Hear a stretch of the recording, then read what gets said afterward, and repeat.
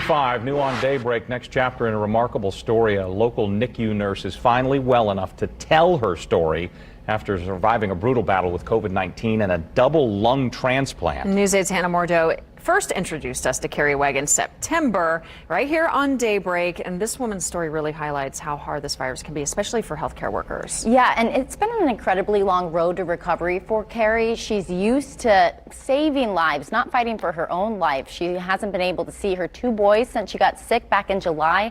And now that her new lungs are getting stronger, she's able to speak again and is using her voice to make sure people take this virus seriously. Like so many people victim to the coronavirus pandemic, they were at the point of removing care from me, allowing me to die. 48-year-old Carrie Wegg was once on death's door. My lungs were failing. But this mother, a 25-year veteran NICU nurse, a warrior in the hospital, and a warrior in Viking reenactments, wasn't ready to give up. Do you consider yourself a true real-life warrior?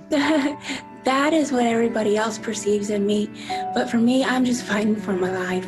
It's a fight she and her husband, Rodney, know well. They're both healthcare workers in Indianapolis who spent the spring caring for coronavirus patients. Then this summer, My whole family ended up getting COVID, but none of them got as sick as me.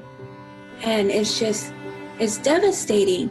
Carrie hasn't seen her two boys, Gavin and Gunnar, in person since July. My husband had to tell them that I might die. It's really, really, really hard because my whole life revolves around my kids. Through the pain, the family kept hope. You want it to be normal again. Started this Facebook page and prayed for help.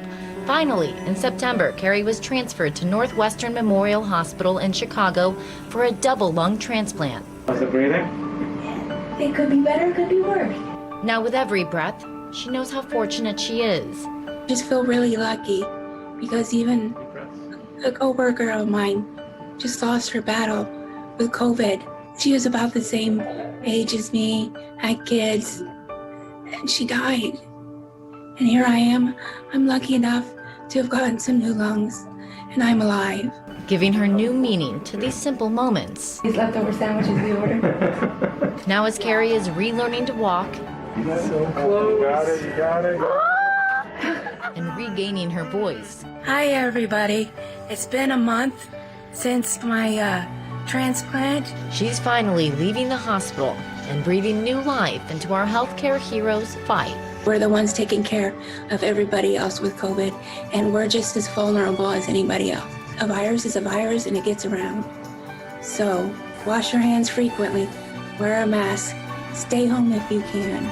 People need to protect themselves. They need to protect others. And that's what I'm hoping my story will do, is bring home the reality of this. And Northwestern Memorial Hospital was the first to do a double COVID-19 lung transplant in the United States, and Carrie was only the sixth survivor to get this surgery. She just moved into a rehab facility in Chicago over the weekend. Gavin and Gunnar? Gunnar, They've got yes. to be craving their hug. Oh, yeah. They've done FaceTiming, but they actually will get to see their mom in person when she comes home. Hopefully, that's going to be the second week in December.